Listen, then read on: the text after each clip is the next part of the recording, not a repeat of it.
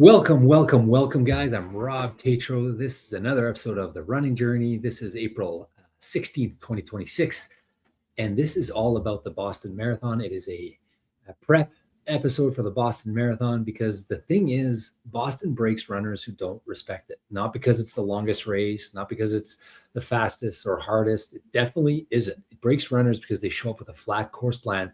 For a course that's anything but flat. You've heard this, right? You've heard this. Don't go too fast early. Don't go too slow. Run a positive split, run a 1% or 2% or 3% positive split, but you don't really know, right? So in this episode, I actually brought on Todd Friesen, who's a big friend of the pod. He's an actuary. So this guy, all he does is he crunch numbers for a living. And he did a phenomenal post that went viral about the Chicago Marathon splits last year.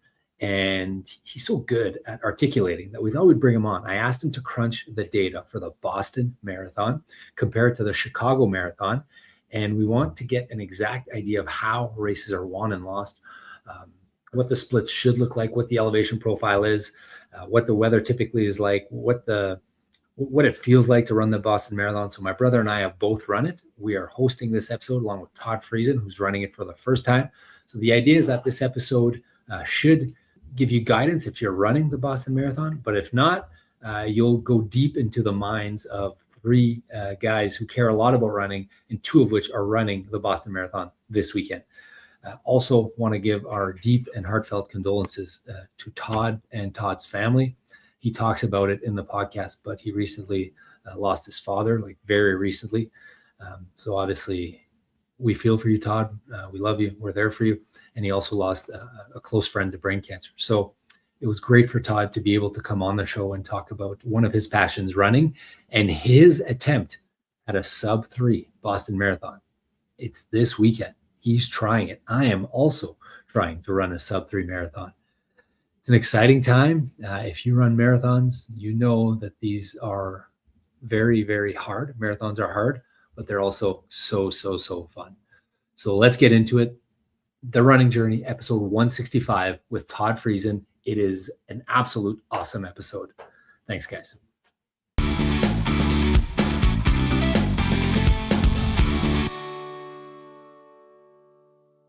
All right, welcome, guys. Exciting episode of The Running Journey. I'm Rob. I'm joined by my brother, Charlie. Charlie, good to see you.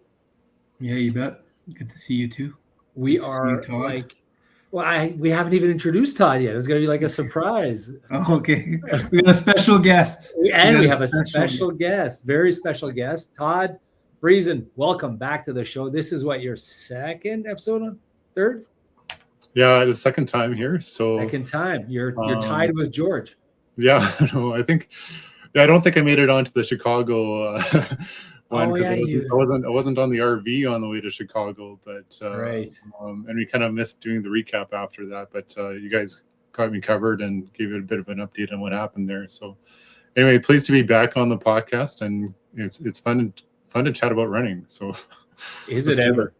Yeah, you reached out to me, I think, a couple of weeks ago, and we started talking about, one, weather, but we also started talking about this world famous talk that you and I had after Chicago, and I think Charlie was there too for that. This idea of splits and what's an optimal split, and how should someone run the Boston Marathon. And I've always thought, okay, my coach gives me data, and I read about it online, and people always say the same thing: oh, go out easy, don't burn your legs, save it for the hills, and then let it go for the last 10K.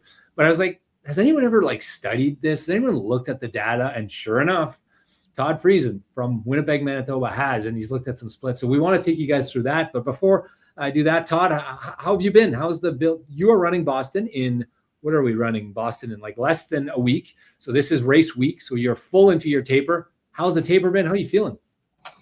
Oh, I think the taper is much desired right now. I think it's a little bit fatigued over to the end, and just there's some things I just need to get recovered, get that freshness back, and I think I'll be in good shape though. But I just I really want this taper. I really believe in tapers. Let's do this. I'm ready to rest. So you're ready to rest? Is that new? You said? What's that? Is that new? You said? Well, I don't know. No. No, that's not new. I've always tapered, but Okay, yeah, great, I great, yeah. just saying I really believe in the taper. So yeah, Yeah, no, absolutely, yeah. it's I do about a 3-week taper, and but I think the first week of a taper I feel like is not really a taper. Like you're cutting down 10 kilometers, it's not really doing much. It's like and 80%. 80-90%, and then it's not really until this last week that Yeah. week or a bit that it's kind of starting to I'm starting to feel different, starting to get to see that freshness come back. But So I've got a Dude. question before we get into the stats. No, go ahead. Yeah. For Todd, and it may be related to the stats, but when you think about your running, goes back to an episode we've had recently, but do you think of it more as an obsession, an addiction, or just a healthy habit? It's definitely a habit. Okay, great. That's good. An addiction, I don't know, like I think it comes pretty automatic after a while, right? That there's a consistency that's developed. It takes time to develop that consistency, I think. But I've had it for maybe a couple of years now, that just like being able to like endure these longer miles and longer training plans. And yeah, so I think the consistency is there, and it's just like more days than not I'm running. So it's like I may take one day off, but I know what day that is. And so yeah, so I'm running 6 days a week right now. Yeah, yeah. Todd, what made you want to do all this analysis of all the so you did a bunch for Chicago too, and you had like I don't know, Rob, like 1 million hits, or I don't know what it was. But He's kind of famous. Todd is yeah. So what famous. Made you like want to dig deep into these numbers? I think that was like a bit of a Chicago post hoc analysis, right? Because I did something I didn't necessarily plan on doing, which was running a big negative split, like 2 minutes faster on the second half of Chicago. Yeah. I thought I ran pretty good first half, right? I'm running 132 first half, and I was surprised. I was like, why do I have so much energy 35 kilometers in? And I shouldn't say marathons aren't hard, but it's like it was a little bit easier than I was expecting. And so I just kept passing people, and they're slowing down, and I was speeding up. So it was like, it's like, so how unusual is that? And it turns out that second half of the Chicago Marathon was my fastest half marathon I ran all last year.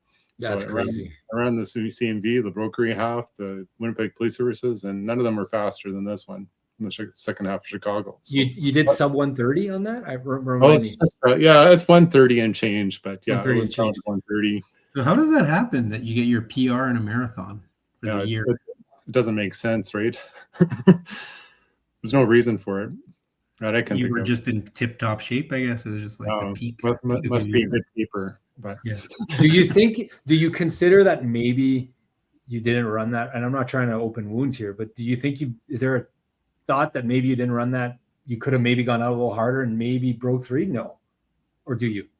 Yeah, I think I planned it reasonably, right? But like I kind I went in that training block to Chicago thinking that, well, maybe 3 hours is a possibility, but it's like a 1 in 10 shot, right? And so that's kind of the mentality went into it. But I wasn't quite seeing race results that was like consistent with that. And that got me to, I don't know if it's doubt or just be realistic about where I was at. I thought I was being realistic, and I want to be realistic with where I'm at, right? So it's like, okay, 3:05 is a good target. That's a good time. That's a PR by 3.5 minutes. Let's go for it. And let's not get too far ahead and track these fire-breathing dragons or whatever that Carolyn talks about. Yeah, my opinion is that maybe it wasn't 100% perfectly paced, but it was pretty close. And like I think because you were realistic in your assessment, I think that was a huge part of you being able to do that. And maybe you could have shaved a bit of time, but yeah, no, I think it was pretty good. So. Yeah, like I could have gone out at 130, and maybe the second half is 131 or and change or something like that, right? And it's you give them. Yeah, you take a little bit, right? Like you go out faster, you're going to end up slower. So it's just that's not a fun experience, right? To mini blow up, right? Like the 2-minute negative is a super fun experience. I think I've only done one of them. I don't even think I've ever done a 2-minute negative, but it's a fun experience. Yeah, and part of the when we're talking about the stats before, is like part of it is like when you're passing people, the psychology shifts, right? It's like this becomes easier when you're seeing like you're able to pass people and they're not passing you at nearly the same extent, and so. I came up with It's this. almost like you're gaining momentum. It's almost like you're gaining momentum at the end, eh? But yeah. So I don't know if that's real or not, but there's a bit of psychology there, and just like it seems to work. That like, for sure. Okay, Boston stats though. Okay, wait. No. Let's. So you built this. I don't think we had you on after Chicago, or did we? No. We had you on before. So Charlie and I talked about what you did in Chicago, but just like you built. We basically ended up doing a post on the socials about the splits at Chicago and how many people blew up, and just you want to paraphrase that concept real quick, what you did? Yeah. So with that, I came up with a stat that was inspired by the Twin Cities Marathon, because they have a stat where you can see how many runners you passed and how many runners passed you at each interval. So like every 5 kilometer interval, they have this stat. You can see where you're progressing, how you're progressing during the run. And then when you get the climb into St. Paul, you can see that, I was maintaining my pace and others were falling off, and it's like I was passing a ton of people. So, but I kind of appreciated having that stat there. So I did something similar with Chicago, just with the half split though, just to see like, okay, where was I at the halfway point? And overall, I was probably about like 6,000th place in the half point, but I finished at 4,000, right? So I passed about 2,000 people, and about 16 people passed me during that second half. Is kind of what the stat was getting at. And then others were asking me, it's like, well, can you do this for me? And it's like, it's like using my same database that I developed on a spreadsheet, just to like, just to look at people's stats. Cause a few other people did similar things. They had negative splits, and Rob, you did too, right? And you calculated yours, and Shirley had a big negative. Chris had a big negative, I think. So so it's kind of funny. That's like a bit of a Winnipeg niche to have negative splits, I think, maybe. We had talked so much about it. It was the norm in the it was RV. It was the RV trip that did it, and the RV podcast on the way up, Todd. It's all we talked about was a negative split. And then a bunch of us did the negative split, which was somewhat rare, if I recall. I think it's like, was it 20% of people did a negative split? Am I close? Something like that? Yeah, that's close. Yeah. 20% of 1 out of 5 does a negative split at Chicago of the 3-hour runners. We're not talking about on the total marathon. It's way less than that, right? It was like, what was it, 8% or something? Yeah, it's not very common for 4-hour marathoners to do negative splits, right? It's not. I would imagine once you get above 330, that percentage starts going down. Yeah, no, and that's what I saw too. I did break it down by like hour buckets or whatever, to see like how that split was changing. But leading up to Boston, I had suggested it'd be cool to see the data, and you're like, I got you. I'll put the data together. So you kind of put together, and I'll share my screen here. But I don't know if the people that are listening on the podcast, you're not going to see this, but the people that are watching this on YouTube, you will see this. It's just I'll let you describe it. I'll add it to the stage, but basically it's math. I don't know how big your computer is, if you're able to see that, but I will zoom in a little bit and see if we can get the splits. It's basically a positive split percentile, and you compared Boston to Chicago. So you wanted to see, at the median, so the halfway point, what was the Chicago positive split? What was the Boston positive split? And then you took 10 percentiles or so deciles on either side, right? Yeah, that's right there. So I want to kind of see, like, if I do a similar thing in Chicago and Boston, like what should I be expecting? What's a 2-minute negative split equivalent at Boston? And the answer is probably about like across the chart we're looking about a 2-minute difference here, where Boston is more difficult course on the second half largely because of the Newton Hills, I imagine, maybe a little bit because of the weather. You usually get warmer temperatures in Boston, but this was done last year when I think maybe Charlie, you were there. I think you had somewhat cooler temperatures last year. Is that right? It was fairly cool. Not quite as cool as they're forecasting this year, but it was pretty cool. So I think the weather was fairly comparable between Boston and Chicago last year, and so this is still holds. I think, right, that like Boston, you expect a 2-minute positive or additional 2-minute positive in Boston versus Chicago. So Todd, the data that you picked here. So this is you wrote finishers from 257.52. So basically 258 to 3:01. Why did you pick 3:01 and not 3 for the data? Well, it was, it's like the results from Boston are like, there's pages of 1,000. I downloaded by, results by 1,000. So this is like 1,000 results within that range. Okay, you wanted big data sample size, but it is centered pretty well in the 3-hour marathon, and that's kind of was mostly interested in those who are running at that level of fitness. What are they getting done in Boston? And then I chose like the same filters for Chicago retroactively. So I think there's like 1,000 from Boston and 800 runners from Chicago that I've fit into these percentiles or percentile categories and try to match them up. And it's pretty consistent for each of the percentiles. But the percentile matchup was like that's helpful from a statistical perspective, that because the mean or the weighted average can get really skewed by those who are blowing up, right? And I didn't want to like have that contaminate the analysis. So the bottom line, if anyone's listening here and we've heard that, I've heard on other podcasts, Johnny Coffin mentioned that it was like the elite runners want to do a 3% positive is one thing I've heard. And I've heard other people say different numbers, 1%, 2%. But what we're seeing in the data from these 2 years is that the difference at pretty much all deciles, so the fastest runners to the slowest runners that run a 3-hour marathon, is about 2 minutes. Yeah, that's right. Yeah, that's the bottom line there. I think I can, right, and I can get more nuanced and detailed, but that's the takeaway for me. That's all and it's like that's what I want to take away. That's what I need to know. Like where should we be at that marathon spot? And where do you want to be in there? You want to be probably I told you what I want it to be. I want to do like a slight negative in Chicago, so that puts me in the kind of 10 percentile ish. So that means I'm going to probably do like a slight positive in Boston. That's kind of what I'm thinking. Yeah, no, that sounds about right. And I think like for myself and my target's up in like 75th percentile. Like I think I maybe skew a little bit more negative than most, but I want to give myself maybe a chance to do that 3-hour marathon, and to have a chance, I kind of have to like take the downhills like at least slightly aggressively, right? I can't like pull back too much. But yeah. Have you had discussions with AI about this? Like I get so frustrated at Claude and Chad because they keep repeating the stuff that everyone reads online. Oh, take it slow. Don't take it very slow on the first 10K or whatever. Take it very slow on the first 3K. And I'm like, well, if I take it very slow on the easiest part of the course, when I'm the freshest in the course, like that means I need to crush those hills at the end. And I'm against banking time usually, but like I've been arguing with AI about this. Like I think they're wrong.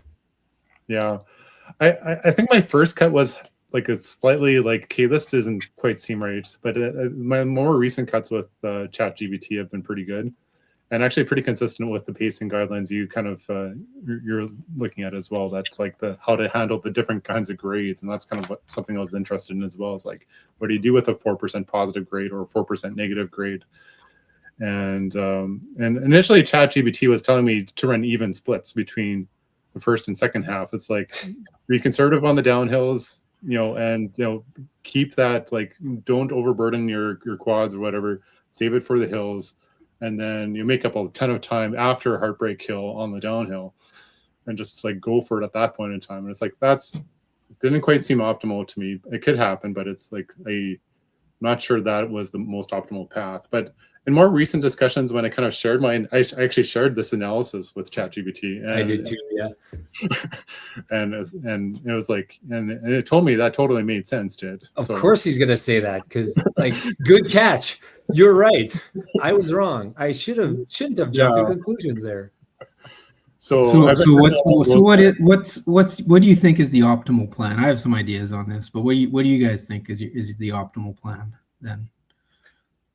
Can I pause quick? And I don't know, Charlie, did I send you the pacing guide? I forgot if I send it to you. No, I didn't see it. Okay, I'm gonna forward it to you. I saw your other thing, but yeah. I'm gonna send it to you right away. And so I look back at my 2024 and I was just over 130 at the half, and then I did 133 and a half on the second half. Yeah. Okay. And that was a really good run. That's because I couldn't hold on, but yeah. I know, but but I was close. Like, it was, to me, that's close to an even effort at Boston, right? But I feel, and maybe Charlie, I'm kind of curious, and I know you're asking me a question, but I'm kind of curious about your experience in 2024. And it's like, that was inspiring to me, like doing that in the heat, because there's like, I feel like there's no way I could do a 303 in that heat. But, and you did it. And I feel like this is like top 2 endurance efforts you've ever done in my mind. But like maybe Ironman California, I think number 1, but I don't know, where would you rank that one? Dude, the 500 kilometers across Manitoba was pretty impressive, Todd. I saw it firsthand. Like he was. No, the marathon was harder for sure. Okay, all right. Yeah, that's a good catch there, Rob. I'm sure there's several like competing ones, but it's just like. But no, I mean, yeah. So I think you could do it, Todd, in the same conditions, to be honest. But I think you have a good chance to go sub 3 here, and Rob obviously too. But what do you think is an ideal plan to go sub 3?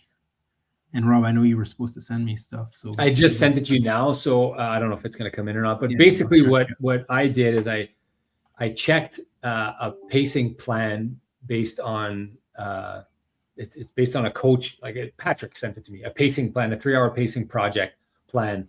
And for example, it breaks the race down into 25 segments. And I'm just going to use an example. I'm going to use the last 4 hills. So the first hill at mile 16 is 2.9 degrees. The grade is 2.9 degrees. And for that one, they have me at 7:30 a mile. The next hill at mile 18 is 4.5 degrees. That is the steepest hill. They have me at 8-minute mile for that. It's a third of a mile.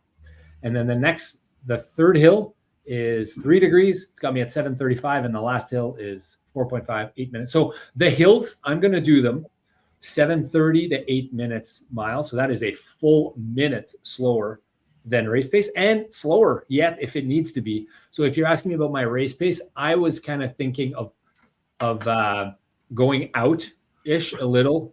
Like, no, I'm not worried about my quads, and someone will tell me I'm crazy, but I don't know. I ran those 2 downhill marathons with you, Charlie, and I don't know. I did the whole thing with a 5% decline, like for 3 hours straight, and I was fine. So I'm gonna get some speed on those. I'm gonna try to come in at 128.30 or 129, and I'm gonna hope that I can finish in 3. That's what I'm thinking. Is that a detailed enough plan, or is that kind of big picture? How about you, Todd? Or sorry, Charlie, is that kind of what you were asking? How about you, Todd? Okay. Yeah, no, I think it's I that's in line with what ChatGPT was lining up. So I'm looking at your display of like the grade quintiles that you're showing, like 0 to 2%, 2 to 4%. It's on both sides, downhill and uphill. And like when I was like discussing this with ChatGPT, like I was thinking like uphills are probably what you're losing is probably more than twice as what you're gaining on the downhills. But it's not all linear, right? It depends on like, okay, really gentle downhills. I like really gentle downhills, but I'm a little bit nervous about the steep downhills because I haven't done a downhill marathon. When I've done the trail running, it's like I'm not as strong on the downhills as some of the other people. It's just like I slow down. So I think the couple spots where it's steep is mile 1. Yeah. Mile 15. You probably know all this. Mile 15, right before the hills. Right before the Newton Hill, yeah. Yeah, and then right after the last hill, maybe Rob, you have it there. Yeah, so mile 1. This is the course elevation map. If you're listening to the podcast, Charlie's referring to that, like the first mile, and then what did you say, Charlie? Mile 3 and 4. 15. Kind of thing, no, 15 is the and one. Then there. 15. Yeah, that's a big one. So I'm looking at like for myself. I'm looking at a range, and I use metric for my ranges here. So, but I like probably downhills. Like if it's like 4% grade or something like that, I'm looking at a 4-minute kilometer. And for the 4% or more grade uphills, I'm looking at a 5-minute kilometer. But my overall pace is going to be about a 4:15, right? So it's kind of like flat ground. I'm looking at 4:15 pace or around that. I think that's very reasonable. That actually makes a lot of sense to me. Yeah, and that 5-minute kilometer is the same as Rob's 8-minute mile. So I know those pretty aligned, right? So So I think we're on the same page there. And again, you're going from like a 2% downhill to a 4% downhill. I feel like I'm not really going to speed up that much. It's like probably doing more harm than good. I'd rather have the 2% grade, I think, than the 4% grade downhill. Oh, for sure. Yeah. So one of the things I found on your chart, though, Todd, interesting. If you look at the biggest positives, okay, and you compare Boston to Chicago, when it goes to from, I think it's 20 to 10, so the 20 percentile to the 10 percentile, there's a much bigger gap on the Boston one. It goes up by like 200, I forget the number, but there's a bigger gap. It's like 40 seconds more of a gap between the 20th percentile and the 10th percentile. 65 seconds. Which to me indicates that the tail end of the there's slightly more blow ups. So did you do any blow up analysis like you had done for Chicago for Boston or no? No, I hadn't. No. Okay. But the 10 to the 20. Sorry, the 10 to the 20 for Boston is 3 minutes versus for Chicago, it's like 2 minutes and a bit. Which tells me that the tail end is more spread out for Boston, right? Which means there's more blow-ups likely, probably. Yeah, and which totally makes sense. Yeah. Yeah. I'd expect that for Boston. But one of the things I did see when I did run Boston, well, so mile 20 or the Heartbreak Hill and the hill before that, a lot of people walking. Mm-hmm. The other thing I saw, and this was at like 3-hour pace, right? The other thing I saw were people at the top of the hill on the downhill having to like walk out cramps. Wow. And that's as soon as they would start going downhill, you would see people like pull up. Yeah. So you think that when you go up the hill, like it takes a little bit of time to recover from that hill, right? And so it's like I'm not imagining myself at this time blowing up, but like I wouldn't necessarily speed up right as soon as I crest the hill. It's like I'd have to stay slow for a little bit longer just to like get that freshness back or whatever, and then you can attack the downhill. But I think that the idea with it being conservative, like going that 5-minute kilometer, 8-minute mile up the hill, is like just make sure you have the legs to like keep going even after you crest, right? It's not just about getting to the top of the hill, but it's like you have to have the legs to keep going hard after you crest Heartbreak, and that seems to be. I'd have to pull up my Strava or my actual Garmin data, but from what I remember, the year I ran 3:03, it was close to 8. It was probably higher than 8 on some of them. Oh, okay. All right. Maybe I should take a look at that. Yeah, I can send you. Send me the data.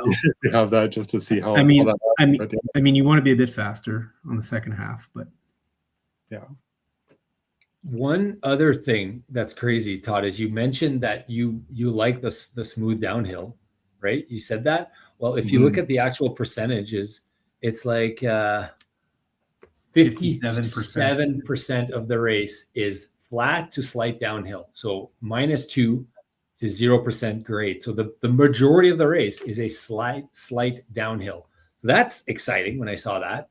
And then it's only 1% that's like a big downhill. And then 8% is a minor downhill. So, you're going to spend 60% of the time going downhill. But I'm aware, like I've run the race. I know that those medium and minor uphills that they have in here, I know they're hard. Like I'm not trying to undersell it. I'm just, you had mentioned that you like the slide downhill.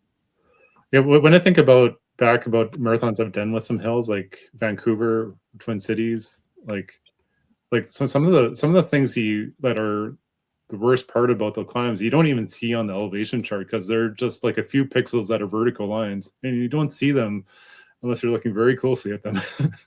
Yeah, but you don't necessarily last for very long, right? But it's going to be quite a burden. Yeah. So I like to think that I'm going to have a plan in place. And what does Mike Tyson say? Something about getting punched in the face. But I'm willing to just do what it takes to get up those hills. And I think I know I'm not a good runner uphill. I know that. So I think I'm going to be at peace if it ends up being 5 minutes 20 or whatever for that 3 minutes, or it'll be less than 3 minutes, right? Each hill, because they're like. Well, I think the longest one, like third of a mile, I think, right? We should probably look this up to get. I have them here. Like, so it's like half a mile at the most, the longest one. So the first one is the least incline. It's 2.8% incline, and it's 0.6 miles. Okay. Then the next one is the steepest. It's a third of a mile. Then a medium one of 0.4 of a mile, and then the last one 0.4 of a mile. So I know that's long, but it should be about 2 to 3 minutes, right, of uphill running. Let's say you just, for easy math, let's say we just say they're half a mile each, right? Yeah, sure. And let's say you're doing 8 instead of 7. Yeah, you're losing 30 seconds per hill, so you're losing 2 minutes there. But right. But you've had 57% of the race where you've been going downhill, right? So right, but let's say even if we push that argument, Charlie, and you say you're losing 2 minutes I'm losing? Yeah, 2 minutes. So 2 minutes if I'm optimal on my hill, if I'm actually able to run 8-minute miles. And I don't know if I'll be able to. But I think the better question should be, okay, Rob, if you're doing 8:30s, it's only another 15 second per hill. Yeah, per hill. So it'd be another minute. Another minute if I'm doing 8:30s. Yeah. So then I'm like, okay, I know a minute's a lot. I know it's a lot when you're trying to like squeeze but that's more how I'm thinking right now. It's like, what can I afford to lose? And then do I have a chance on because if you lose a minute, you have 6 miles. That means you need to do 6:40s on the last 6 miles, right, Todd? Like we got to do 6:40s instead of 6:50s if you had planned for that minute and you lost it, right? Yeah. So that reminds me of last year a little bit when I ran it. And when I got to the hills, I was hoping for, all of a sudden my goal was 3:10. And I thought I would for sure gain it on the way down.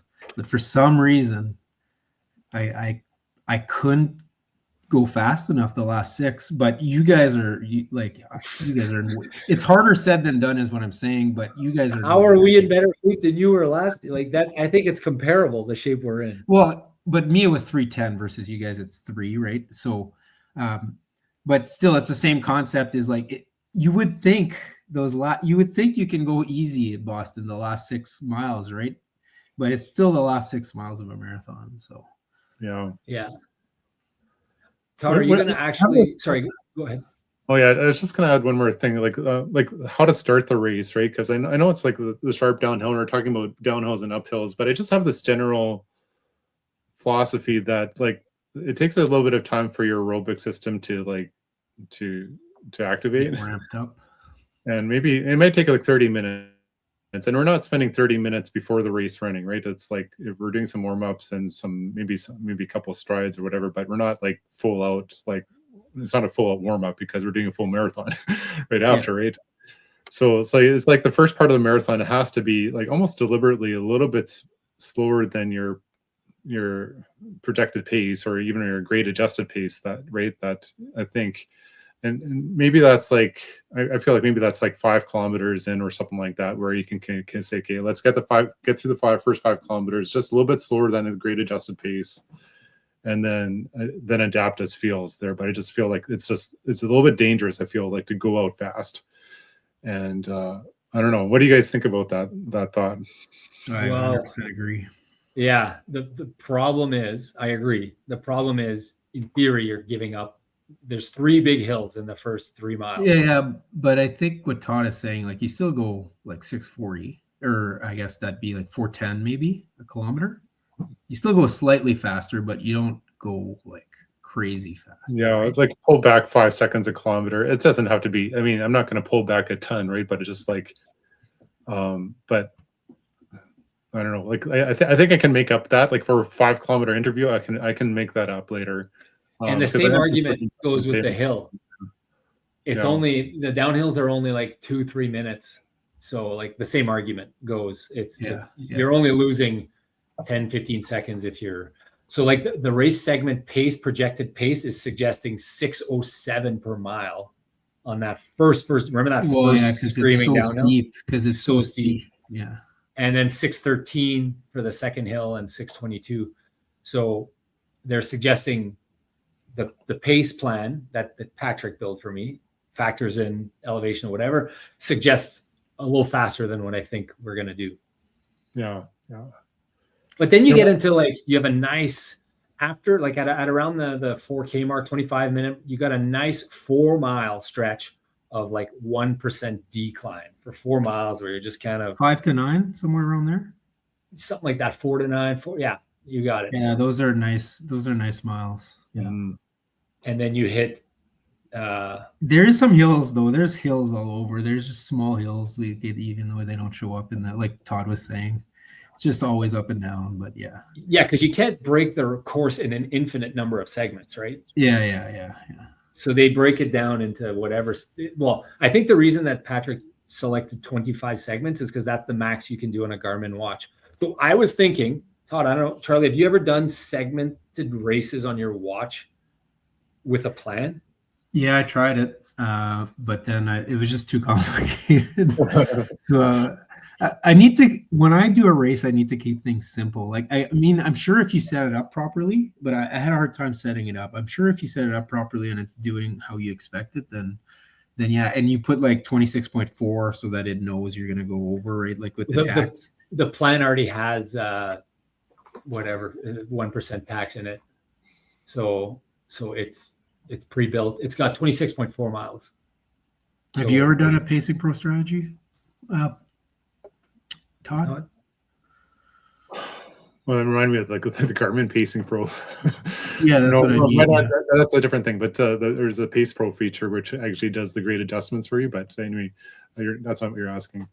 That's what I was asking. So on Garmin, you can set up with the Pace Pro. I think Pace Pro is. Well, I don't know. Is Pace Pro not the one that it just tells you if you're ahead or behind? Is that? There's a version. There's that version, but there's also, you can load up a course on Garmin. Yeah, that's what I was talking about. Okay, so I'm thinking of the same thing because I was looking at that yesterday actually, and it was terrible. It was like the grade adjusted paces are not at all realistic, and it's like they have me ranging from like a 405 to 425. Like it's just. Can you not tinker with that? I thought you could tinker. Yeah, you can. And I slid the scale all the way to the left, and it was still not nearly enough. It's like still it was doing too much of an adjustment. You think? What if you tried these race segments that I sent, just as another piece of data during your race? Because Chad told me that it goes on a separate screen, and it'll just automatically change for you. So you don't have to do anything. You don't have to press any buttons. When you reach the next segment, it'll beep. It'll tell you you're at the next segment. It'll tell you your pace for the next segment. It'll tell you the total time. It'll tell you the pace you're running now. Well, you can set up whatever you want. But then when that pace, so now you're like, okay, I'm supposed to be running 637, and it'll also tell you if you're ahead or behind the projected pace plan at that segment. Just another piece of data that you don't have to like press and time. You can just set it once and leave it. So that's why I'm debating adding it. But this is the guy who didn't even know if he was breaking 3 hours at his last race at the end. So maybe too much data is not a good thing on race day. I think like for myself, I probably will use the over under. I think Robbie should probably try that segment approach. I don't know. I think it'd be fun, and it's because like it feels like 100% diving into the tech, and let's see how you and Carolyn compare at the end. Worst case, I'm gonna put 26. I do this on my phone screen, my lock screen, like just the splits of each mile. Mm-hmm. And then I can just pull up my phone and I'm on mile 4. Where am I supposed to be? Okay, I'm ahead or behind. Just the mile split. Yeah. That's a simpler one, but even that would be useful. Right. Yeah. I think I would do that before relying. So the way it works is when you cross those gates, it tells you you've crossed that segment, and then it tells you if you're behind, right? Or ahead. Yeah, but it also like it'll tell you the distance of your segment and the pace in your segment and the suggested pace of your segment.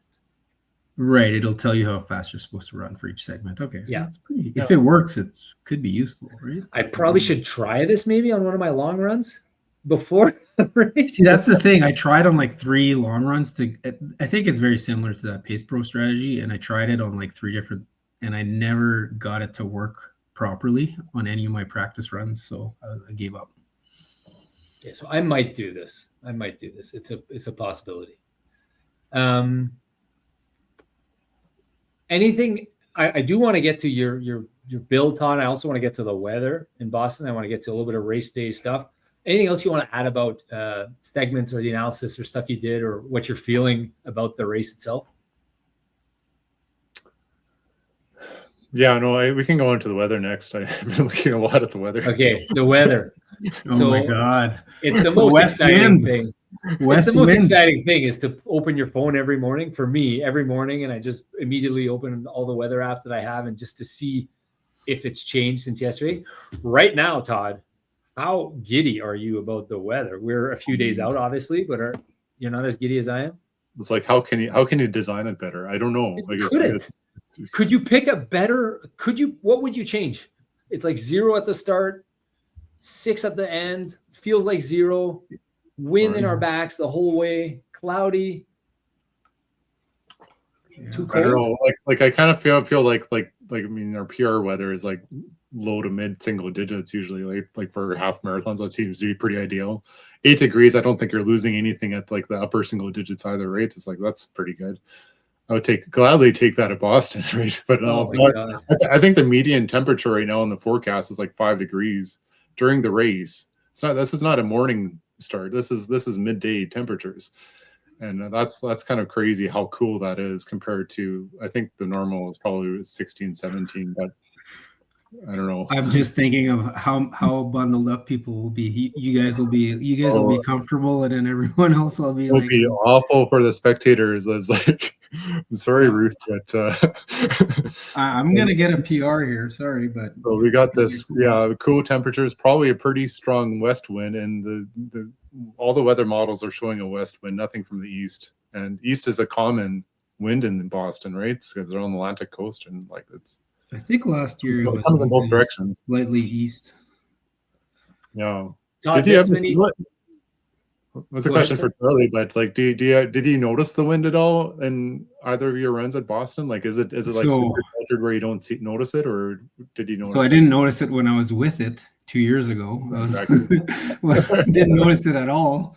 Last year, there was a couple miles at the end where I was like. It was like when I was trying to run faster to get under 3:10 and I couldn't. In my head, I was like, "Oh, the wind is just so strong right now." But like, it wasn't that strong. It was barely any wind.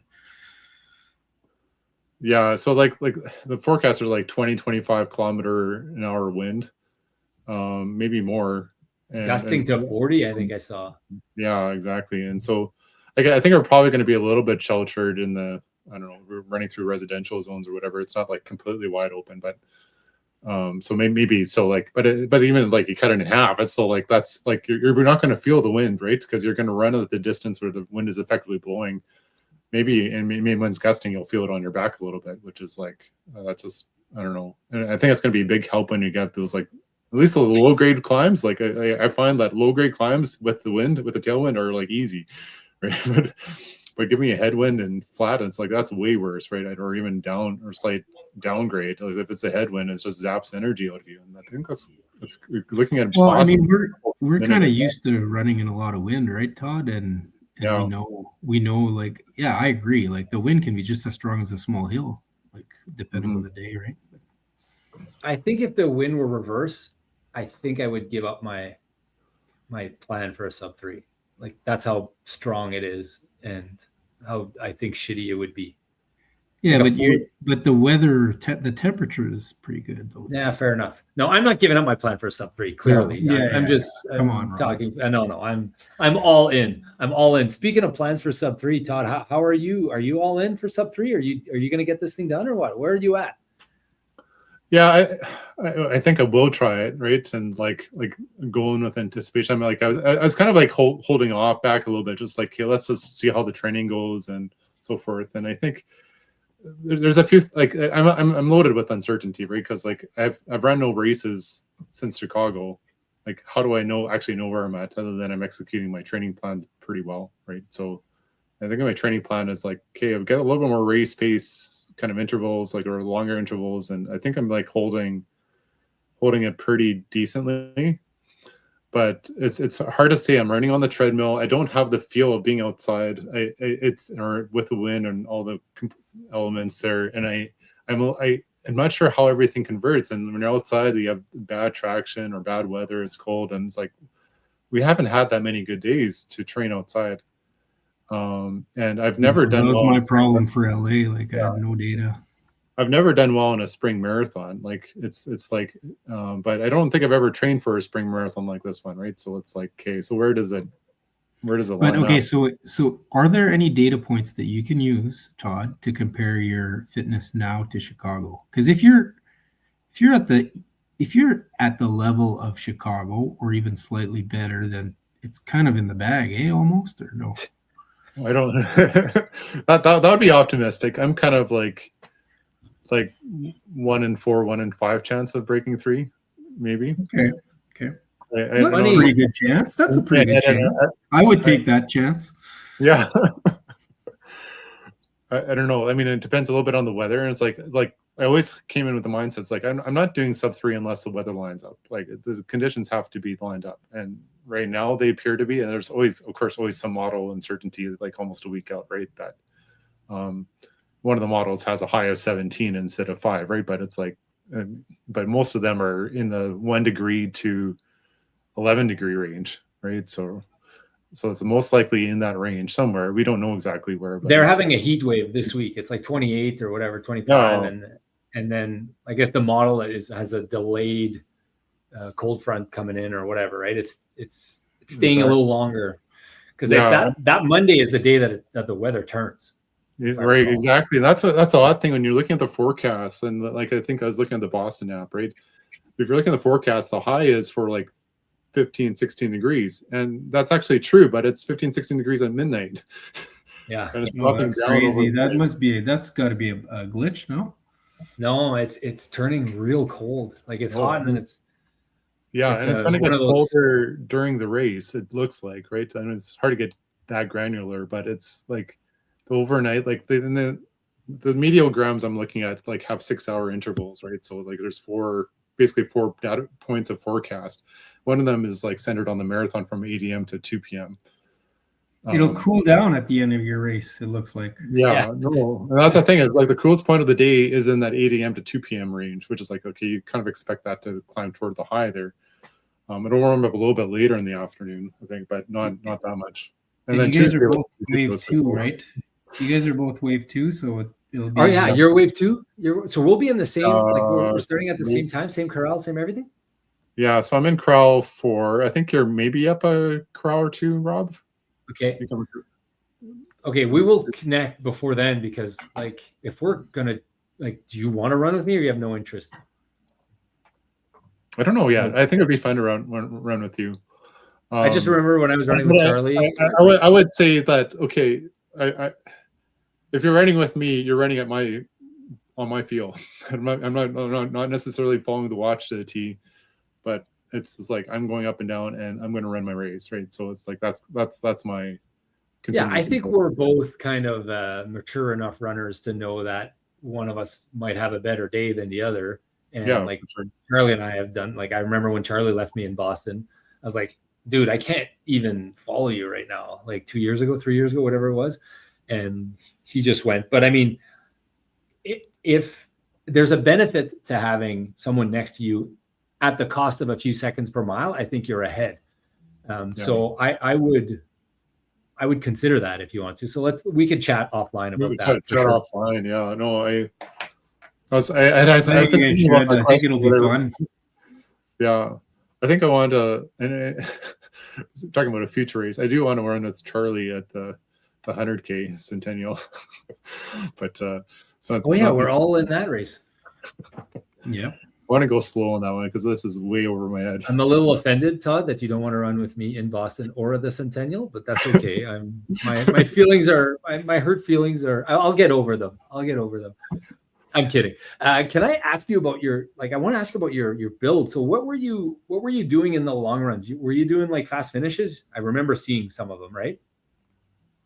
Yeah, so my run plan, like I often do something a little bit different each run plan, right? Like I'll go from, and usually these are, PDFs. Last Chicago did like a marathon handbook, 3-hour marathon plan, and did something along those lines. And they had the fast finishes and stuff like that, right? And then this one does a few different kinds of long runs. Like occasionally it's just easy pace, but they do have some. But sometimes it's like a progression run, where you have 6-7 kilometers easy, and then you progress toward a faster pace. And then there's like 2 or 3 harder workouts where it was like you're going race pace for quite a bit of the way. And may not all at once, maybe, but I think actually maybe, I should say all at once, right? Like, but you might go at 4:20 pace for half of it and 4:15 for another half, right? So you're going pretty. I saw you had like a 4x5K or something one time, or was that you? Sorry, can you repeat that? There was a workout I remember. I think it was you. It was a long run, but you had like 4x5K at race pace or something like that, or was that someone else? I could be wrong. Yeah, I'm trying to remember that one. Was that in the fall, or was that more recently? You think that was recent? Okay. I thought it was recent, like maybe 2 months ago or something. Yeah, but I could be wrong. But Todd, were you holding fast finishes for like 7-8 miles at race pace during this build on a 20 miler? Yeah, I think my best run was like, I mean, my longest run is actually on the treadmill, but just like that's fine. I did a ton of miles. I didn't have a choice, but I think the best run I had was like the 31K I did at Birds Hill. So it's like this is like the most Boston like you can probably get around here. And that's where I ran like the first 6K at I'd say an easy pace. It was a downhill at 4:45 minute kilometer, so it was a little bit faster than easy pace. And then the rest of it averaging about 4:15. You did 25K at race pace? 24K at race pace and 1K cool down. Wow. Todd, it's in the bag. It was a good run. I was it's in the bag. Unless you pulled a Charlie. Well, so I had a run when I did 2024 in Boston. I had a similar run, probably, but not as long. Not as long at race pace, but I had a similar run. But yours is not as long. Yeah, no, that was certainly that was an encouraging run. I don't think I've ever done that in training before. So that was like usually like Rob was saying, like, you know, maybe in the fall it's like maybe I have like a 2x6 kilometer a race pace or something like that, right? But it's like I didn't quite extend it this far, right? Like going into 20 plus kilometers. That's a lot of miles at a race pace. Yeah, I see it. My like it's part of the need for the taper, but my calves were a little bit sore after the race, or after the run, I should say. And then the week after, I went back to Birds Hill, and it's like noticed like in the last couple of kilometers, like my ankles were flaring up a little bit, and so I was a little bit worried about that. And it's like had to like watch it carefully for about a week after. I think they're okay now, but it's still like there's still not quite 100% where like if I was sitting down for a long time and put some weight on it, I might feel it.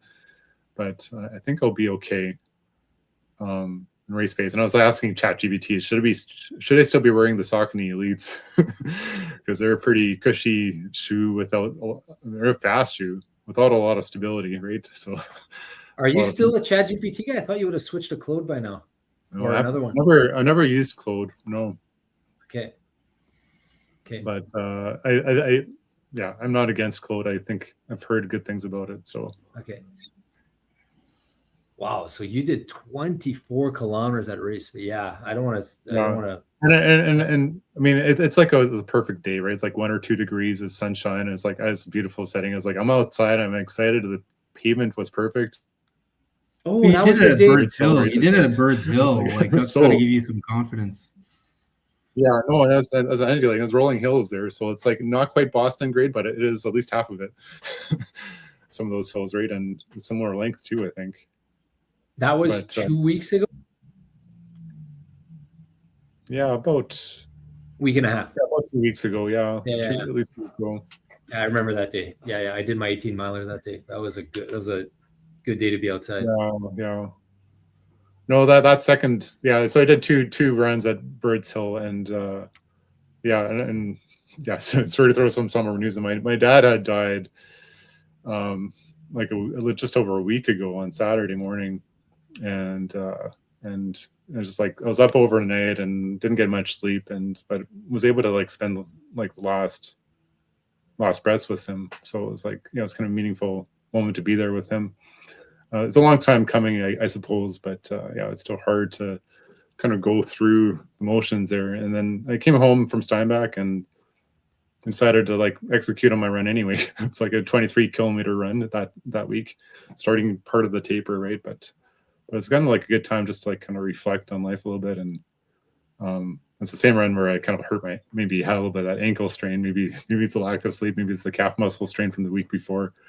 But anyway, but it just so I'm kind of like going through that like emotionally right now. But it's like there's that loss there, the funeral planning that's ongoing and happen after the race week. But trying to like, I'm excited and sad and just trying to like blend these emotions together. So yeah. But no, we're sorry for your loss. Yeah. We're sorry for your loss, Todd. Yeah. Are you doing okay? You doing all right? Yeah, I'm doing fine. Yeah, but it was like, I mean, it's kind of a tricky. I mean, it's a tricky build for a lot of reasons, and one of them was like I knew my dad was going, but it took some time, but you didn't know when, and it could have happened during Boston or whatever, right? So it's like. And my friend Audrey was going through something, also going near the end of her life due to like brain cancer, and it was like, and she died a couple months ago, and it's just like all these things are weighing on you, like the grief, and like you got to keep going, but it's like I don't know. I think running is still okay while you're grieving, but it's therapeutic. Yeah, for sure. I would imagine. So I keep going with it. Yeah. What do you want to go through a prediction for your race? Because I think I'm going to change the subject, but I think you're and not because I don't want to talk about your grief there. I think running is absolutely the best thing for grief. And when we asked George last week on the podcast why he runs, and he says, well, it gives me time to process things in my head, work out the kinks of life. And I could not agree more with that statement, which is why I don't think we're addicts, Charlie. I thought about that more. And maybe on another episode, we should do the quiz online. They have these online quizzes if you're a running addict. It would be fun. No, I'm not. I don't think I'm an addict at all. Well, we talked about it on the podcast. There have been periods that I've been obsessed with achieving some certain goals. But can be running. It can be any other part of my life. That's just the way I am. So I definitely get that way too. Todd, are you a sandbagger? Yes or no? I don't know, but I think recently I've had a tendency to surprise myself. So I don't think I'm making. I don't feel like I'm going in with unrealistic expectations. I feel like I sort of know where I'm at, but it's a large degree of uncertainty, especially now. I think it's like just because I don't have. I felt that going to Chicago, right? But it's like I can do better than 308, but I wasn't sure how much. But now that I've done a 302, I think that does give me a little bit of confidence on the sub 3 that I didn't have before Chicago. But it would have been too much of a drop, like just have a 308 and it's like think I could do a sub 3. It's like I don't have enough data to go on to say that was possible. But that Birds Hill run is a lot of data, don't you think? I think so. Yeah. No, it's possible. I've never done Boston, and like it feels like it's going to be a tough course, right? And it's like those hills, like I'm still a prairie boy, and I'm not used to those hills. But just rip the downhills. No, I'm kidding. No, it's not my style. I know Charlie had suggested training for the downhills, and I know I see some other people training for Boston, training the downhills on their downhill treadmills, and I'm not taking the downhills seriously in my training. But the uphills, like I long incorporated uphill like hill sprints into my workouts. So every third or fourth quality workout might be uphill sprints up the overpasses on the blue line or whatever. So I like doing those. Are you ready to make a prediction then? Oh, sorry, I'm off topic here. Yeah. No, you can go off topic. I'm just going to comment. I don't think Todd is a sandbagger. I think he's very realistic about his expectations, and he's just had a few good races where things have gone well, and he's gone slightly but not by much, slightly above his expectation, I think. So I think he's definitely not a sandbagger. Yeah, you had Jessica Jakul on your show, and she ran Tokyo, right, with you, Rob, and like she had a day, crushed in Tokyo, right? Yeah. It's like I think she PR'd last year in Boston, then she PR'd again this year in Tokyo by like 9 minutes. I can't remember the exact margin, but it's like unreal. It's like, where does this come from? So I asked her, it's like, what, like, did you know that was in you? and she's just replies like, I'm so confused. Right? It's like sometimes we just have no idea what we're capable of. Yeah. You sound like Simo. And it's like, where did that come from? And it's like, you just don't know. The marathon is such a mystery, right? It's like you just can't. That's so awesome. It's so awesome. Yeah. It's such a puzzle. You can't solve it. It's a beast you can't tame. Like I love it. I was like, and it had the better of me for a long time, right? Like I had predictions, like for a long time, I thought I could do like sub 4s for a while, right? And I couldn't do it. It's like I did a 401 in 2019, and then and I thought, well, for sure next time I could do it. And it's like took me like 6 attempts to get to sub 4, and then it all of a sudden came crashing down. Like crashing down in a good way, I guess. But things clicked or something. So what's the number, Todd? Yeah, Todd.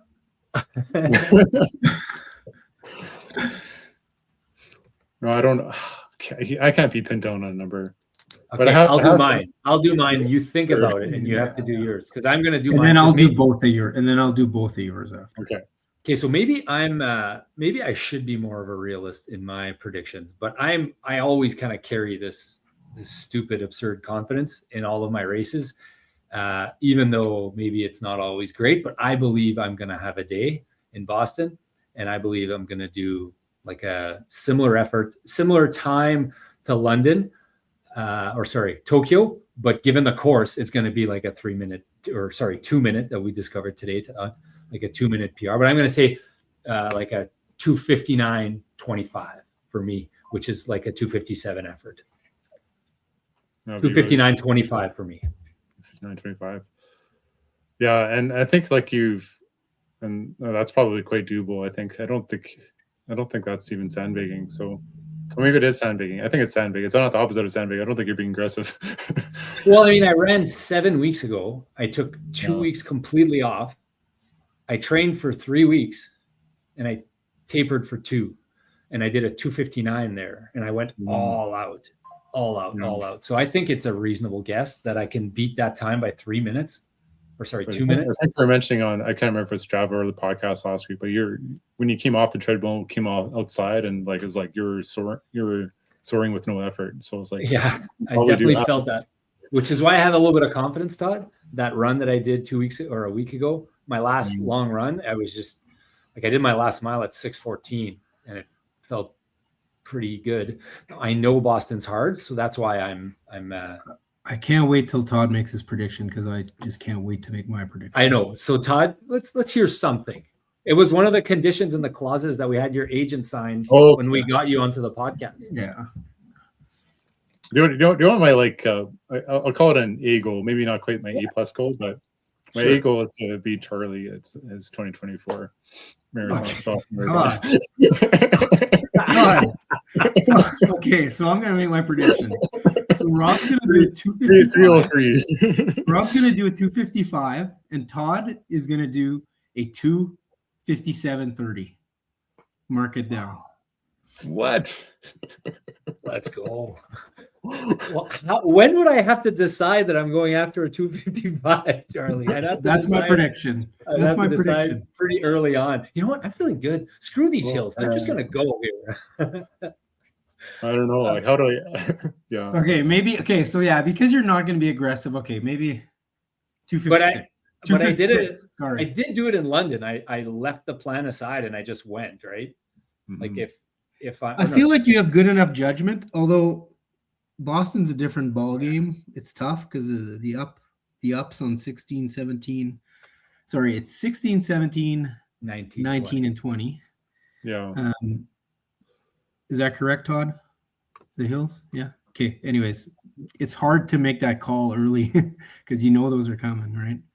Yeah, no, I don't want to like, yeah, no, I think through, I try to think through different scenarios, and I don't want to keep the joy in this run, right? It's like I don't want like if I'm not going to set up a 257 goal or whatever, but it's like, and I don't think that's in my range of predictions, but I think I will go a lot on feel, right? And then not till after 5K though, and then you never know what happens after that.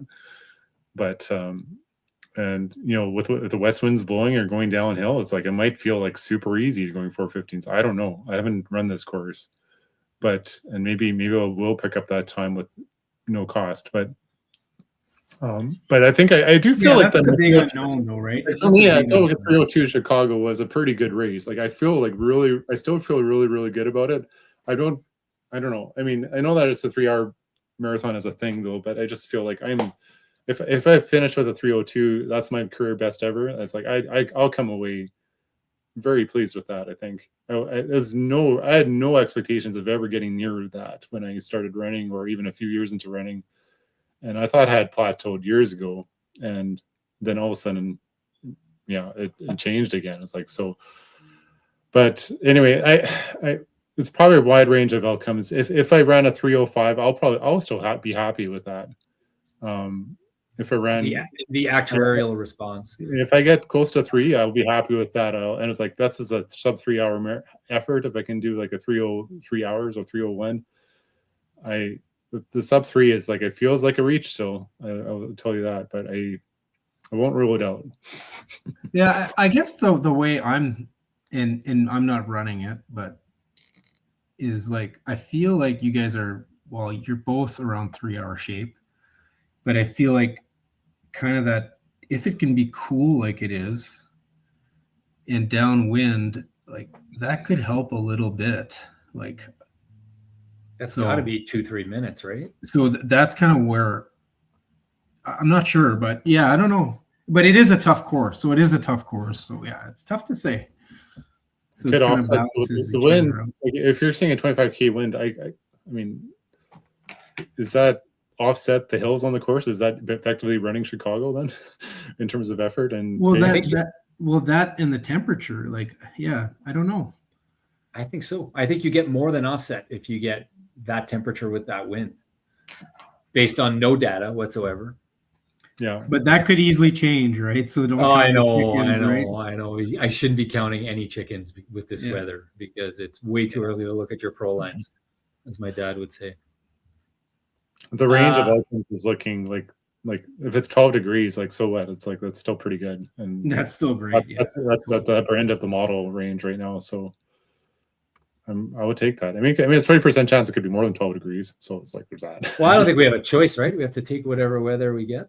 We would take whatever we get, yeah. And you can't order different weather. You can't change the order on Amazon. Switch up the weather. Yeah, I know. And I look at the weather forecast. It's like, I just want to be prepared and just like think about it, but.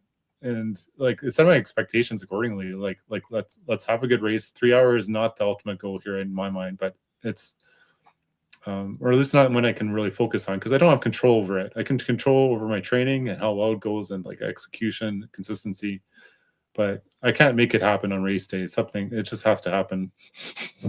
Totally. Maybe I should run with you just so you gotta force Todd to force Todd to. Were you to sub 3? Charlie, were you going to add something there? Sorry, did I interrupt?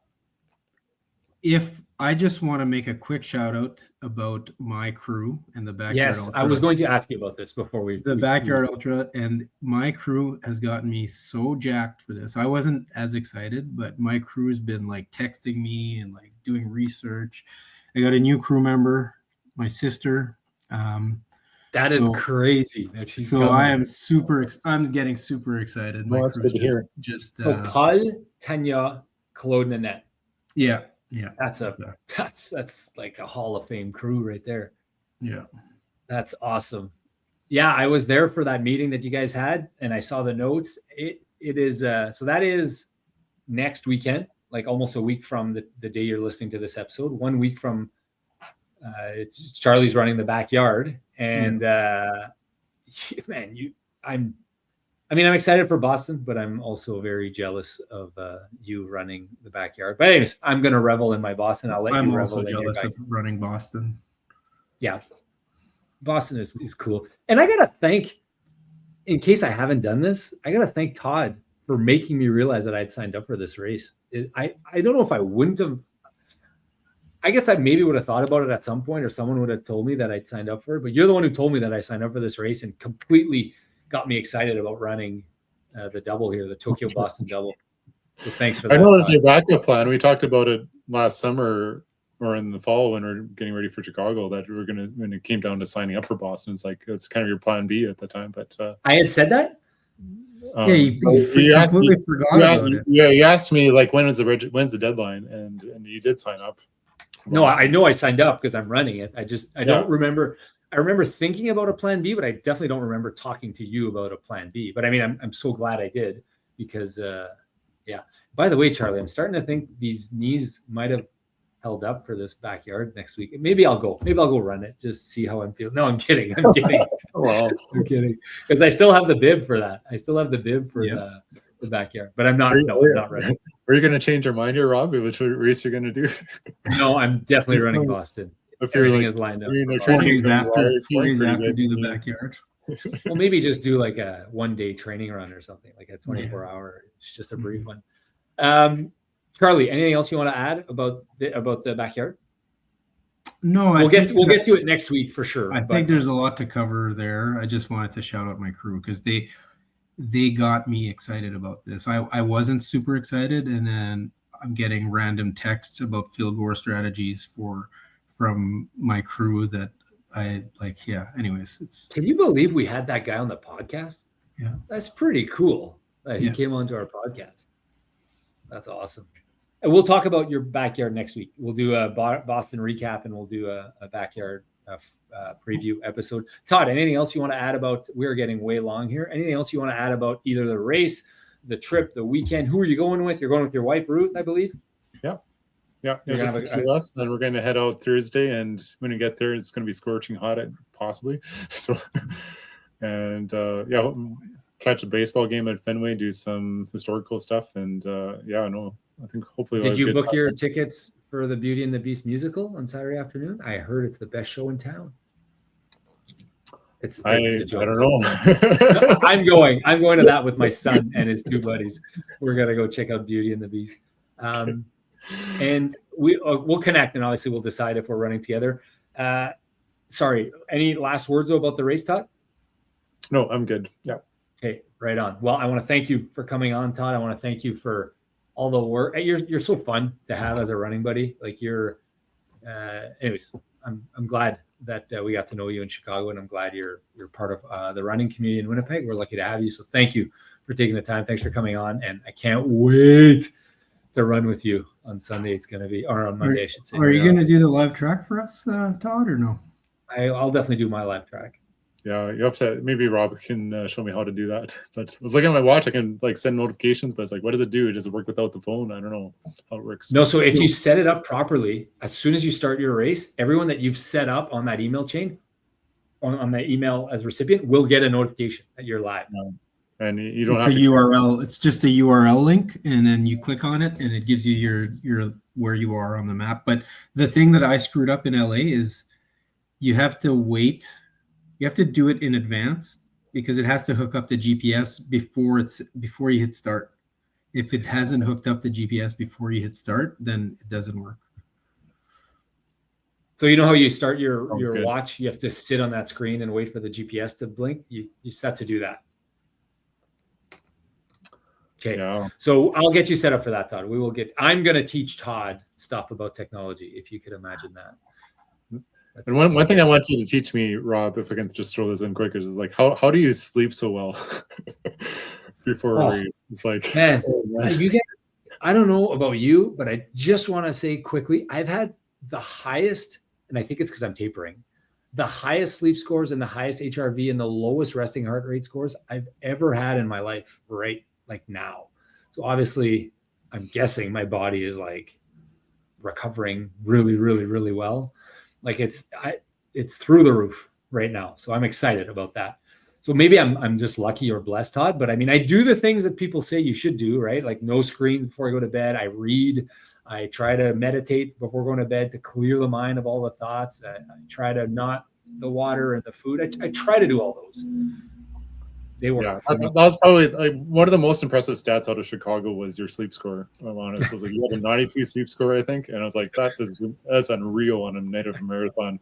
All that anxiety. I don't know. I don't think I've ever had a 92 sleep score on any date.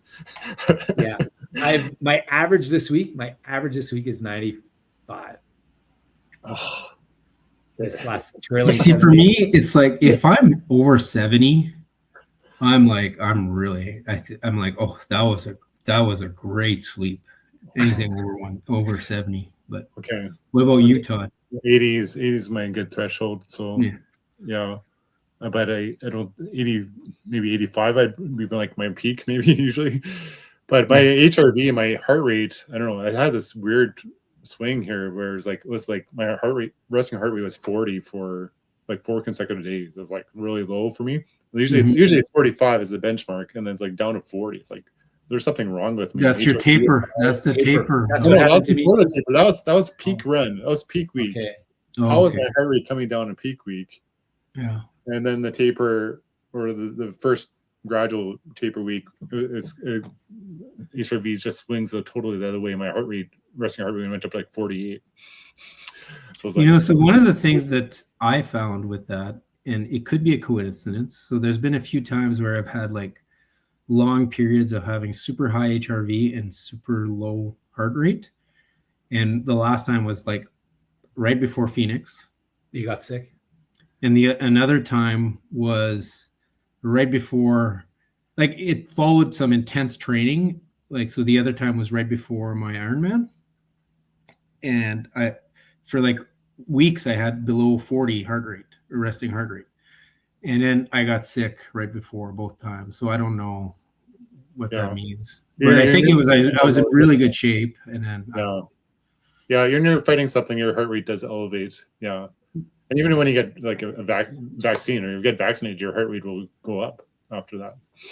But the interesting thing that I thought was like right before it was super low. So that's why I was like, maybe there's a point where it gets so low that it's an indicator that something's up. I don't know. Mm-hmm. Yeah. So as a trace, I'm by the way pleased to say I'm back in a normal range, HRV range. Awesome. Yeah, that's awesome. It's like wondering what was going on there, because usually my peak weeks, my HRV is way too low. And resting heart rate's too high, and this is just the opposite happens. Because you're stressed about it, right? I was quizzing ChatGPT about it, and it's like, and I asked for my like, what did you do that week? What were your runs? And it was like, okay, and it tried to give me a pretty positive spin on what was happening there. So it's like, you're in good shape, unless you see it swing around, then it might be this. Yeah, and it swing around. So what was your peak mileage week this build, Todd? I didn't ask you that. I'm just curious. Well, about 100 kilometers. 100 kilometers. Okay, nice work. 16-week build, man. That's not easy. Congrats on that, right? That's what you did, a 16-week build? Yeah, 16-week build. And yeah, no, it was like, it's kind of like 3 weeks on, 1 week pullback, like a third build pullback. And even the week 12 was a pullback week, which is interesting. So I had a kind of a dual peak between week 11 and week 13. If I did that right, my math right, but yeah. So I had about 100 kilometer weeks in those 2 weeks, so we're about 60 miles, right? So yeah, so it was good. It was like more than probably similar to Chicago. So even with the crappy weather, I still maintaining the mileage that I had going into Chicago. Awesome. Okay, well, I'll wish you good luck on Sunday. We'll see you again. Thank you guys for tuning in. Don't forget to like and subscribe and send this episode to someone who wants to run Boston, has thought of running Boston, is interested in just the running community, or just likes to share Todd's stories with Todd, or stories with Rob, or stories with Charlie. Thank you, guys. And on Monday, it is not going to be more miles, less pace. It's going to be exactly 26.2 miles at exactly the right pace. We're going to hopefully crush that race. Let's freaking go. Let's go.